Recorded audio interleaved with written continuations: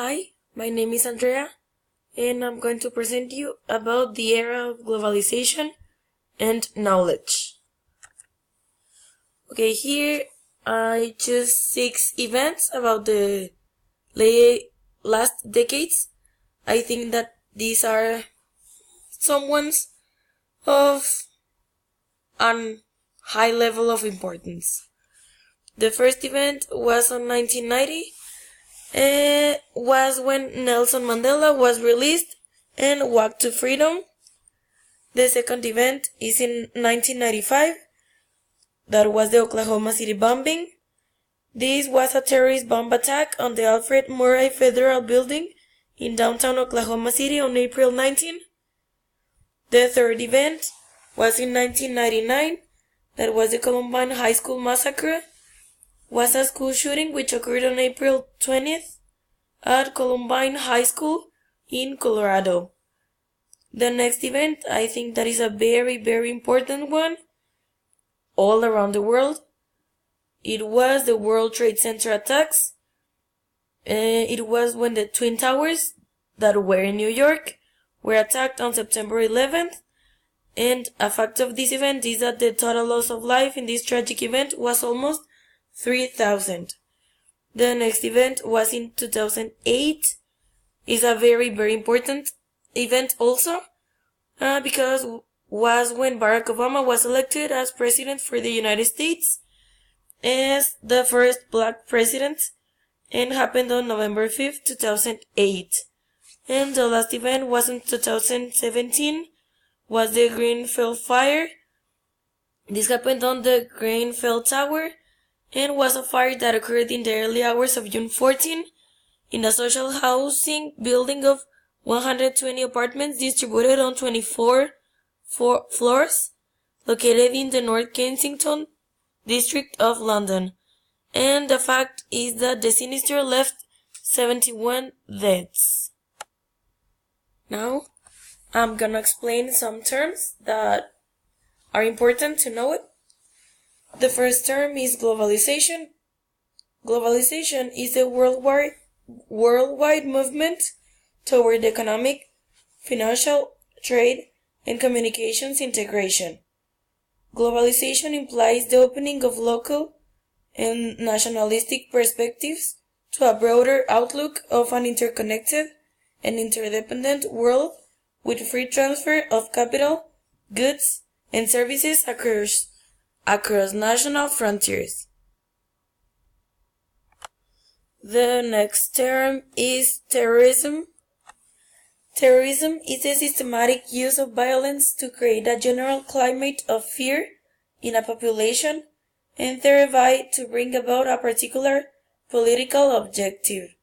Terrorism has been practiced by political organizations with both rightist and leftist objectives, by nationalistic and religious groups, by revolutionaries, and even by state institutions such as armies, intelligence services, and police. For the next term, I need to explain you the background. So what is unipolar world? Almost from the beginning of the 19th century to the present day, it is common to call the world unipolar, tripolar, or multipolar. Such vocabulary is used in the international relations theory. It describes the power balance in the world politics and is the result of various complexly organized hierarchy systems, countries, and civilizations. It is believed that in a unipolar world, the main politic, economic, cultural, and social vectors are defined by one of the most influential states of the world. Thus, one civilization leads on the highest level, leaving others far behind, but at the same time exerting some influence on the rest of the world. And the last term that I'm going to explain you is the digital era. And this is as simple as the historical period characterized by the existence of digital technology, like your phone, your computer, your TV, or your fridge, your microwave, and all that stuff. Okay, now we have some questions. The first one is, why did the globalization emerge? Okay, globalization is an elimination of trade barriers, communication, and cultural exchange limitations. The emergence of globalization was introduced to promote inherent wealth among all countries in the world. Globalization arose due to the need to exchange products and goods. An example of this basically can be to take the good strategies of a country and share them and teach them with another that requires help. Okay, the next question is, what caused the terrorist attacks of the 20th century? Well, although people resort to terrorism for a number of reasons, experts attribute most acts of violence to three major facts. The first one is political reasons, the second one is religious reasons, and the third one is socioeconomic reasons. Okay, political terrorism was originally theorized a form of organized political violence by a non-state army or group. Individuals, abortion clinic bombers, or groups can be understood as choosing terrorism when they are trying to right what they perceive to be a social or political or history error. Religious reasons or religious terrorism are the career terrorism experts began to argue that a new form of terrorism was on the rise, with concepts such as martyrdom and Armageddon seen as particularly dangerous. However, as thoughtful studies and commentators have repeatedly pointed out, such groups selectively interpret and exploit religious concepts and texts to support terrorism. Religion themselves does not cause terrorism. And this as a socioeconomic terrorism suggests that various forms of deprivation drive people to terrorism, or that they are more susceptible to recruitment by organizations using terrorist tactics. Poverty, lack of education, and lack of political freedom are a few examples. We're almost done. The next question is, how does the end of the Cold War relate with the unipolar world? Okay, in the Cold War, the Soviets and the United States were fighting so that the world becomes unipolar world.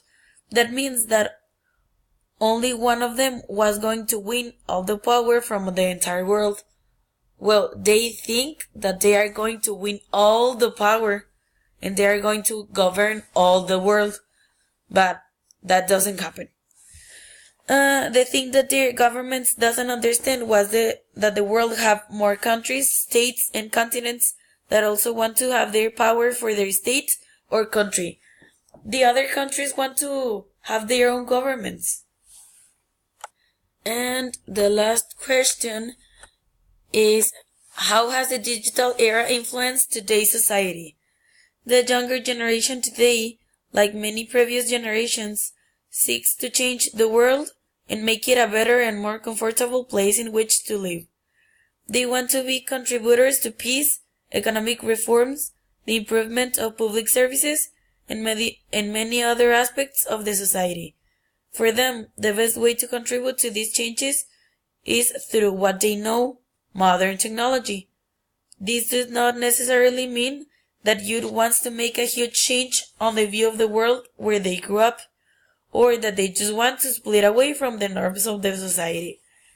Instead, they believe that the advances in communication through technological means will facilitate social change, as no previous generation has had the opportunity to learn so much so authentically from one another.